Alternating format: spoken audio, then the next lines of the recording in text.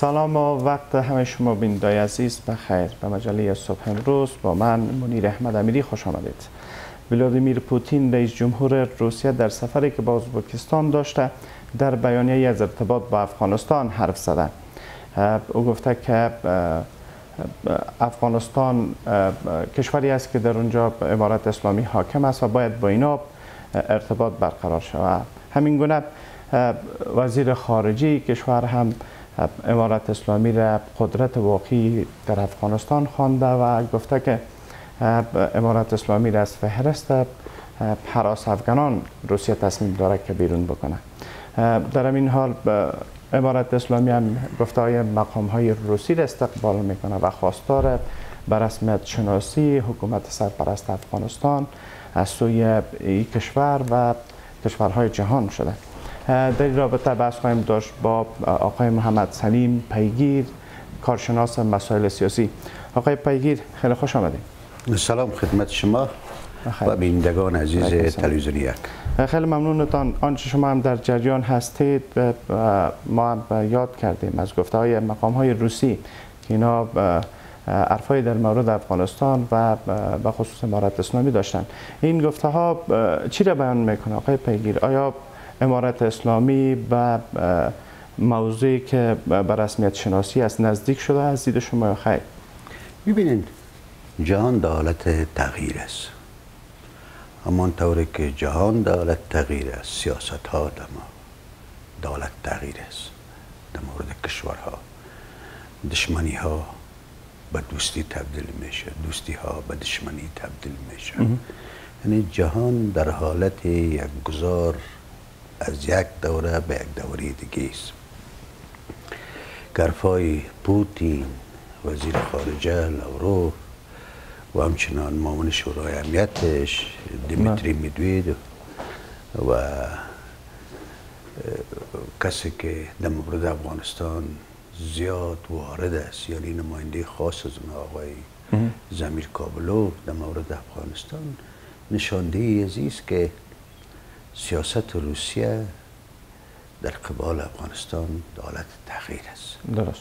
اونا ببینید اگر ما شما هم واقعیت ها رو بگوییم، طالب ها اگر تمام مردم افغانستان نیستن یک واقعیت مردم افغانستان هستن. این رو باید بپذیریم. و امروز اگر ما شما خواسته باشیم نخواسته باشیم حاکمیت دستشان است. این چیزی است که مقامات روسی هم بیان کردن.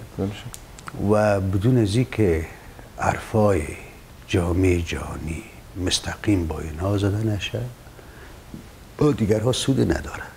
اختر اینها حاکم هستند در تمام جغرافی افغانستان. درست. پس روس ها همی واقعیت جامعه افغانی را درک کرده و مناسبات جهانی را در قبال افغانستان درست دیده این تصمیم گرفتن که طالبان از لیست سیاه خود بکشند. آیا پرسش من اینجا بود آقای پیگیر که این مورد میتونه مسیر به رسمیت شناسی امارت اسلامی را هموار بسازه؟ آیا شما آغازی برای این نمیدانید؟ ببینید خب در طول 3 سال ما دیدیم کدام کشورها با امارت اسلامی افغانستان نزدیک بودن. که روسیه است، چین است، شما شاهد است، ایران است که 3 کشور حتی سفارت‌های خود نبستند. طول 3 سال اینا فعالیت‌های دیپلماتیک هم داشتن در افغانستان. پس وایداست که مثلا چین سفیر پذیرفت رسمی، رئیس جمهورش سفیر امارت اسلامی را پذیرفت. روسیه اگر رسمی نپذیرفت ولی نماینده های امارت اسلامی افغانستان پذیرفت و کشورهای آسیای میانه هم مثلا قزاقستان از لیست سیاه کشید امارت اسلامی افغانستان. ازبکستان سفیر پذیرفت و همینطور کشورهایی که تحت تاثیر روس هاست اونا قبل از روس ها این کار کردن و شما خب میفهمید که بدون چراغ سبز روس ها اونا این کار نمی کردن. و آیسته آیسته بعضی شاید افراد اشخاص فکر بکنن که نباید این کار شود، ولی هر قدره که طالب ها را فشار بتین ضربهش مردم عوام میبینه، درست. مردم بیچاره و غریب ما میبینه. پس هر قدر که زمینه مساعد شوه به خاطر به رسمیت شناسی، ببینید ما شما 80% کمک‌های جامعه جهانی را از دست دادیم. این ضربهش طالبان نمیبینه، مردم عوام میبینه، مردم غریب بیچاره میبینه. پس هر قدر که با جهان افغان ها، مردم افغانستان، امارت اسلامی نزدیک شود طبیعی است و هر کشوری که باشه. و نقطه مهم و حیاتی همی است که جهان روان است به طرف چند قطبی و هر کشور بزرگ میخواهد که در مناطق جهان از خود دوستای پیدا بکنه و افغانستان از این همه مستثنا نیست. افغانستان قلب آسیا است، همیشه مورد پسند کشورهای غربی و شرقی بوده، از نگاه استراتژی بسیار مهم بوده برشان. پس در ایران کشورهای شرقی میخواهند پیش قدم باشند. وزیر خارجه روسیه هم در لابلای گفته‌های خود که در مورد افغانستان داشته از ارتباط دیپلماتیکی که چین و روسیه از آغاز کار امارت اسلامی در افغانستان بوده حرفایی هم داشته و گفته ما روابط خود را پس از جمهوریت هم با اینا حفظ کردیم. شما هم از چند قطبی شدن قدرت‌های جهان هم گفتیم که جهان به سوی چند قطبی شدن روان است. آیا این مورد بیانگر از این است که امارت اسلامی نزدیک با کشورهای مثل چین و روسیه شده و در مقابل امریکا قرار گرفته یا چگونه است این مورد؟ شما اگر ببینید خب در طول تاریخ افغانستان بخارین ما همیشه مناسبات نزدیک با کشورهای منطقه داشتیم. درست. در وقت که اتحاد شوروی بود، پیش از اتحاد شوروی، بعد از اتحاد شوروی ما مناسبات نزدیک با روسا و شوروی ها داشتیم. بخاطر که امریکایی ها از ما دور بدن و اونا خودشان هم قرار میکنن. شما فراموش نکنی یک بیانیه ترامپ که رئیس جمهور بود که ما از افغانستان دور هستیم، روسیه و چین هند میفهمن و افغانستان ما هیچ چیز کردن نمیتونیم و از این خاطر اونا فرار کردن رفتن. پس همین مسائل روسا ببینید شما فراموش نکرده باشین سالهای 1991 شما جوان هستی شاید به یادتان نداشته باشید همین جنگای داخلی افغانستانی سرایت کرد و تاجیکستان، ازبکستان، قزاقستان، کرگیزستان، چچنیا، داغستان، بالاخره مسکو. در اونجا سرایت کرد. یعنی که بی‌ثباتی در افغانستان بی‌ثباتی در آسیای میانه است. یعنی افغانستان برای کشورهای مثل روسیه و متحدینش خیلی مهم دانسته میشه. بسیار زیاد. مثال کوچک دادم. جنگ در کابل بود ولی سرایت کرد این تا مسکو رسید. پس اگر خدای ناخواسته امروز هم بی‌ثباتی شود در افغانستان، یک ثبات و صلح دائمی نباشه در افغانستان، اونا صدمه میبینن و سخت صدمه میبینن. بنان برای اونا مهم است افغانستان باید صلح باشه، ثبات باشه و از این اونا نفع میبرن. همچنان به چین شما دیدین که حوادث شاید سر چین هم تاثیر کرد، سر هند تاثیر کرد. بنان این کشورها میخواین که در افغانستان یک صلح و ثبات باشه. اما اینجا مورد دیگری که باید به او توجه شود امریکا است. امریکا 20 سال اینجا آمد، حضور داشت و خیلی هزینه کرد به خاطر می موردی که شما اشاره کردین که یک نماینده یا یک دوستی در این منطقه داشته باشه و یک پایگاه داشته باشه، واضح تر اگر ما بگوییم. اما اینجا امارت اسلامی نزدیک با روسیه و چین جلوه میکنه. این چقدر میتونه که روابط امارت اسلامی با امریکا را تیره تر بسازه و کمرنگ تر بسازه؟ ببینید دوستی به کشتن و بمبارد و زندانی کردن نمیشه. درست. یکی از جنرال های روسی گروموف قماندان تمام قوات های شوروی در افغانستان بود. او اشتباه خود پی برده گفت با افغان ها دوستی کنیم عسکر روان نکنیم. میتونیم تجربه بود که ناگرفته بودن. تجربه ببین و امریکایی ها که وقتی که با بالای افغانستان حمله کرد گروموف همراهش مصاحبه بود. فهمان اشتباهی که ما کردیم که از انگلیس ها تجربه نگرفتیم، امریکایی ها این اشتباه کردن. گفت اونا شکست میخوره. و شما چند روز پیش صحبت های جو بایدن شنیدین که گفت افغانستان قبرستان امپراتور هاست. خودشان اعتراف میکنن. پس با افغان ها دوستی کنین.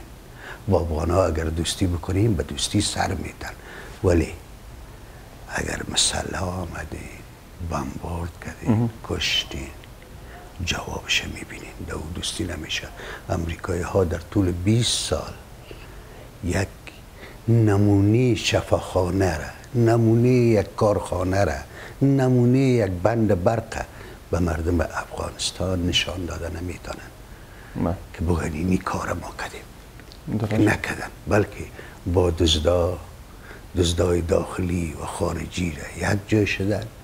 اما پولهایی را که خودشان کمک میکردن یک جای. اما اینجا نیاز است که دولت های افغانستان پیگیر شد که یک سیاست متعادل را با کشورهای بزرگ جهان که دخیل در سیاست افغانستان است داشته باشند. اما اینجا اگر ما از رابطه نیک با روسیه و چین حرف بزنیم، اون طرف که امریکا است و ناگزیر هستیم به عنوان یک کشور و حکومت هم به عنوان یک دولت با اینا رابط داشته باشه و به خاطر حفظ از این رابط نیاز است که اینا عموم تعادل را در نظر داشته باشند. آیا با این بیانیه هایی که صورت گرفته از سوی مقامات روسی و همین قسم استقبال امارت اسلامی، آیا این تعادل برقرار شده از دید شما یا خیر؟ ما عکس العمل امریکایی ها رو دیدم. امریکایی ها ناراض بودن. امروز که شنیدم درست اونا گفتن که روسا قدم درست نمیمانن. اونا طبیعی است. خب بیشتر گفتم بسیار مهم و حیاتی است افغانستان برای کشورهای شرقی و غربی. بسیار مهم است. بنان ما اول خود باید جور بکنیم در افغانستان. خود یک حکومت قوی باید داشته باشیم. یک حکومت که در اون مردم افغانستان خود ببینه که اگر با شرق نزدیک شویم، غربی ها از خالیگاه هایی که داریم از استفاده نکنن، علیه ما اقدامات نکنن، همسایه های بده که داریم اونا اقدامات نکنن. پس خود جور کردن حتمی است. به خاطر که ما بتانیم توازن حفظ بکنیم، یک حکومت قوی باید داشته باشیم. یک حکومت که نه تنها طالبا بلکه مردم افغانستان در او خود آیا ببینن. این حکومت قوی که شما گفتین امارت اسلامی چنین حکومتی بوده دال یا خیر؟ ببینید خب تجربه 44 ساله جنگ افغانستان نشان میده که حکومت های تکسبی قابل قبول برای مردم افغانستان نیست. درست. ما نباید اشتباهات ما تکرار بکنیم. درست. باید ما رجوع کنیم به مردم افغانستان. درست. در طول تاریخ یک بار رجوع بکنیم به مردم افغانستان که این مردم افغانستان چی میخواین شما؟ سلطنت میخواین، امارت میخواین، پادشاهی میخواین، جمهوریت میخواین، چی میخواین؟ تا شده این موضوع؟ تا در طول تاریخ نشده. در طول همین جمهوریت هم که بود جمهوریت قلابی بود. مردم امارت چگونه بوده برخورد؟ امارت چگونه بوده در این موضوع؟ ما پیش امیال میگم امارت اسلامی افغانستان باید به مردم رجوع بکنه. یعنی تا این مورد نشده تا بالا به مردم افغانستان رجوع نشده. هیچ در تاریخ افغانستان به مردم رجوع نشده. به که به مردم افغانستان درست است مردم افغانستان فقیر هستند، بیچاره هستند، ولی هی حقشان است که باید برشان رجوع کنیم از هر طریقی که میشه. طریقش باید امارت اسلامی انتخاب بکنه، لوی جرگه، شورا، هر نامی که سرش میتن از اون طریق باید به مردم افغانستان مراجعه بکنیم. پیگیر صاحب وقفه داریم، پس از وقفه دوباره برمیگردیم. بینده عزیز وقفه داریم، دوباره برمیگردیم.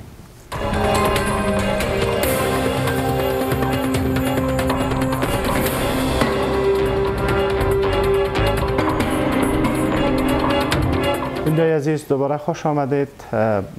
محمد سلیم پیگیر کارشناس مسائل سیاسی را داریم و بس با اینا ادامه میتیم. آقای پیگیر، اگر شما لطف بکنین در پیوند به ای که امارت اسلامی چی کارهایی را باید انجام بده تا این خواستایی را که داره که جهان باید ایره به رسمیت بشناسه، حکومت افغانستان باید به رسمیت شناخته شود و ایره امارت اسلامی حق خود هم میدانه، اما اینجا نیاز است که بعضی کارها را انجام بده تا با جهان کنار بیاید. از دید شما او کارهایی که باید صورت بگیره سوی امارت اسلامی تا حکومت سرپرست افغانستان را کمک بکنه به اینکه رابط قوی تر شود با جهان و اینا به سوی اونو به رسمیت شناختن نزدیکتر از این شوند؟ ببینید کشورهایی که میخواه با ما نزدیک شوند اونها خواهشات دارن. درست. روسیه، چین، شما میبینید اعلامیه هایشان، ایران، ازبکستان، سایر کشورهایی که مناسبات خوب با ما دارن. ما باید کارهایی بکنیم که خصوصا کشورهای شرقی و حتی جامعه جهانی را قناعت بدیم. او چی کار است؟ ما باید دارای قانون اساسی باشیم. بله. حکومت باید قانونمند باشه. یعنی از داخل باید قوی شیم. من میگم همیشه تا خود ما جور نکنیم. ببینید در مورد مکاتب و پانتون ها و کارخانه ها باید آنن عاجلا تصمیم بگیریم. بله. در مورد امی گفتم قانون اساسی، در قانون اساسی بسیار خوب چیزا میاد. قانون اساسی ما رو معرفی میکنه به جهان. ما کی هستیم، چی میخواهیم، کدام سوروان هستیم، چی نوع نظام داریم، چی نوع حکومت داریم. این یک معرفی نامه ماست. مسئولیت دولت در مقابل مردم، مسئولیت مردم در مقابل دولت، یه همش واضح میشه در قانون اساسی. تا که ما نکنیم بیشتر که گفتم خدا باید قوی بسازیم. ناممکن است ما اعتماد داره که مثلا روسا، چینایی ها، ایرانی ها برخی کشورهای آسیایی میانه که بالای ما میکنن، میخواین که ما را به رسمیت بشناسه. پس کارهای داخلی خود باید انجام بدیم. اما قانون اساسی که شما یاد میکنین از او که باید ما داشته باشیم، اصل قضیه همین قانون اساسی است که با جهان کنار آمده شود و بعض مواردی را که جهان میخواهد در این قانون، بعض مواردی است که اختلاف نظرها بین امارت اسلامی و جهان موجود است و این سبب شده تا همین موردی را که شما یاد کردین یک چیز زمانگیر شده و باید چی کارهایی را مشخصا اگر شما بگوین؟ تکرار میکنم، باید عاجلا با وجود که من خوشبین شدم که در نماز عید رهبر امارت اسلامی افغانستان در صحبت‌های خود گفت که ما قانون اساسی را جور میکنیم که باید جور بکنیم، کمیسیون جور بکنیم، بریم به طرف قانون اساسی، لوی جرگه شورا را جمع بکنیم، لوی جرگه را قانون اساسی را پاس بکنیم. در قانون اساسی باید درج باشه که کدام نوع نظام داریم، در نظام چی نوع حکومت داریم، در حکومت کیها را داریم که ما سرپرستی دیگه برایم. بله. این حکومت طبقه سرپرست این امروز با 3 سال میشه. بله. حکومت های سرپرست برای 6 ماه، 1 سال، بالاخره 18 ماه. بله. نباید سرپرست دیگه دوامدار باشه.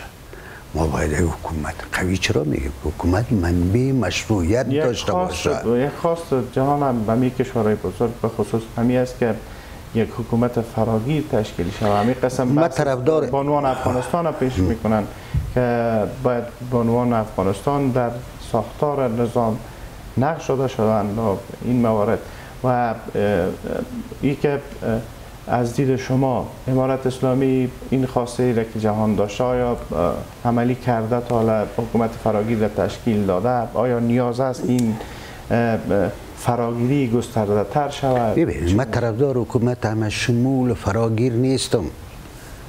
مردم افغانستان طرفدار نظام قانونمند هستند که خود کل مردم این نمیشه که یک نفر از پیدا کرد و یک نفر فراگیر نه. مردم افغانستان باید خود امارت اسلامی همیشه ادعا کرده که حکومت فراگیر موجود است در افغانستان و از همه ببینید کدام کشور تعریف کرده می حکومت همه شمول فراگیره، همه فرمایش میده ولی اگر پرسان که تعریف کنه می حکومت نمیتونن. دو تا مورد اونا پیشنهاد میکنن، یکی بحث زنا را که مشارکت زنا باید ببینید ما در مجموع اقشار و اقوام مختلف در مجموعی باید درج قانون ما نباید به اشاره کشورهای همسایه و بیگانه حکومت داشته باشیم که هر کس جواسیس خود تخته کنه در حکومت که باز گډوډیشن باشه. نه ما باید نظر به گفتار مردم افغانستان حکومت داشته باشیم، نه به گفتار ایران و پاکستان و روسیه و امریکا. ببینید حق مردم افغانستان است که در مورد نوعیت نظام، چگونگی نظام، چگونگی حکومت تصمیم بگیره، نه ایران و پاکستان، امریکا و روسیه و دیگر کشورها. یعنی از شما این کشورها به دنبال منافع خودشان است؟ همه جهان، روسیه، امریکا، چین، ایران، پاکستان، هندوستان، همه دنبال منافع خود و حقشان است. یه حقشان است. هر کس دنبال منافع خود است. یک ماستیم که راه را گم کردیم، یک افغان هاست که راه را گم کرده. یه دفعه دنبال منافع چین میدیم، یه دفعه دنبال منافع امریکا میدیم. اینجا نیازمند مدیریت شدن است. ای کاش که افغان ها هم دنبال منافع خود باشند. ببینن با کدام کشور نفع ماست، کدام کشور آینده داره، کدام کشور حداقل میخواد یک صلح و ثبات باشه در افغانستان. ما با اونو اینی منافع ملی ما، منافع ملی باید تعریف شود.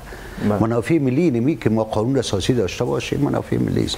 امی که دختر افغان باید درس بخونه، این منافع ملی است. امی که معدنها را ما باید با کشورهای بزرگ با پول انگفت قرارداد بکنیم، منافع ملی است. امی که دختر افغان باید کار بکنیم، منافع ملی است. امی که باید ما شفاخانه و مکاتب مقبول داشته باشیم، همه مردم افغانستان باسواد باشه، این منافع ملی است. منافع ملی دیگه این نیست که سلا را بگی سرشانید در یک سرد استاد چو هر کس آمد بزنش. نه، اون حکومت فراگیر هم که یاد میکنن کشورهای بیرونی، یک موردی که شما هم به او اشاره داشتین، آموزش و تحصیل به عنوان و دختران افغان است. این موردی که تا حالا حل نشده در افغانستان.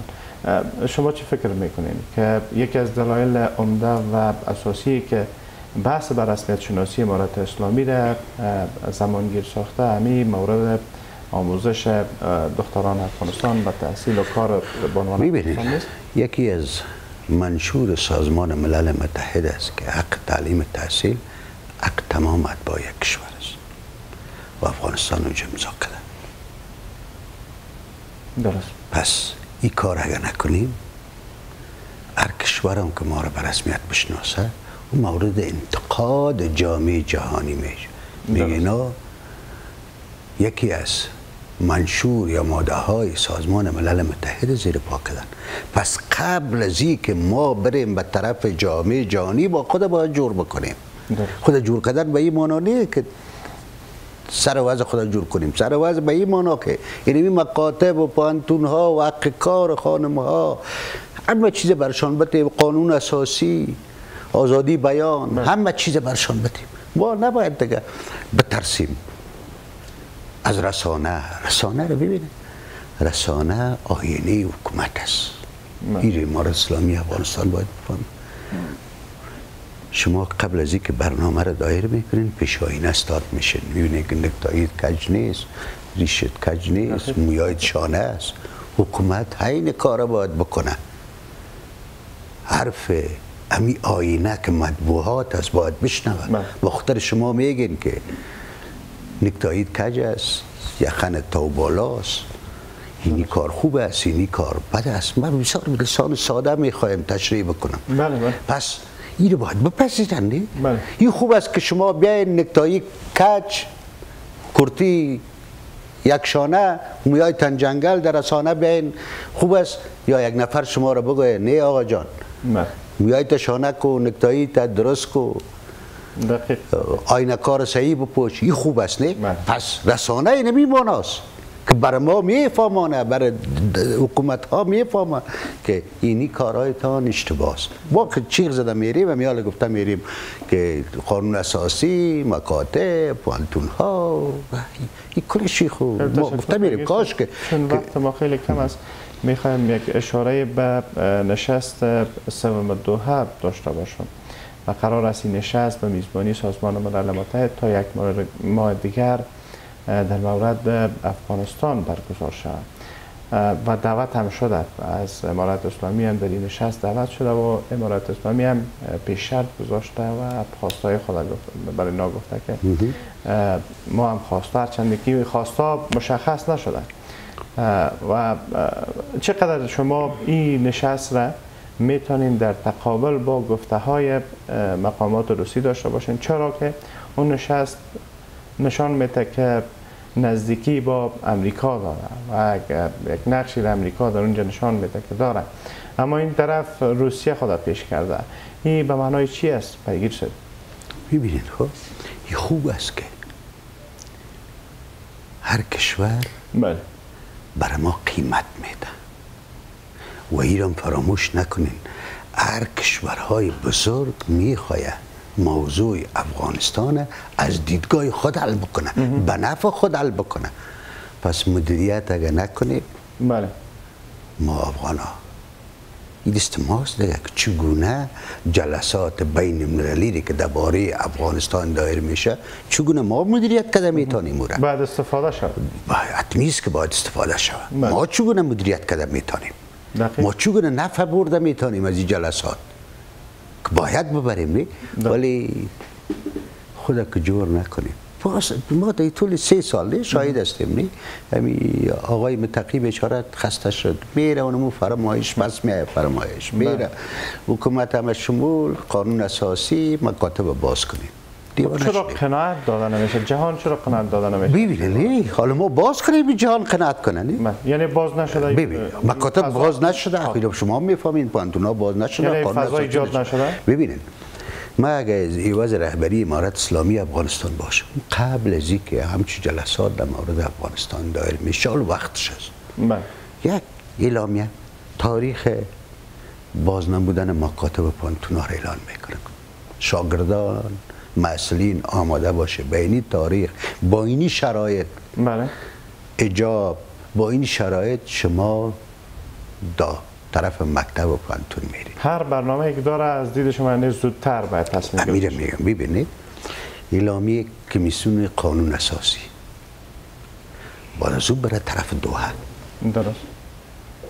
این فرمایش ها دیگه این حکومت هم شمول یا این فرمایش ها باید میره ما قانون اساسی رو مطابق قانون حکومت ما کدام وقت گفتیم ایران و پاکستان و روسیه و یاره که پوتین معاونت فلانی رو بگی نه یا ایران گفتیم که آذربایجانی رو بگی ارمنی رو معاونت بگی نه بس شما هم حق ندارید در امور داخلی ما. چرا اونا خود حق میتن نه؟ ما قانون اساسی نداریم.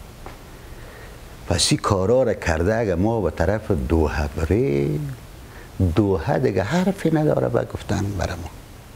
این بهانه‌است که خود ما دستشان دادیم نه؟ یعنی از دید شما تا این موردی که شما یاد کردین اینا در نظر گرفته نشه و مثلا شما از مکاتب یاد کردین مکاتب بر روی دختران دانش آموز باز نشه، این نشست از دید شما بی نتیجه است؟ تا بالا بی نتیجه بده و فکر نمی کنم که نتیجه بده، به خاطر که بازم میگم هر کشور بزرگ میخواد که به نفع خود موضوع افغانستان بچرخانه و از کارهای خانگی که ما نکردیم از او علیه خود ما استفاده بکنیم.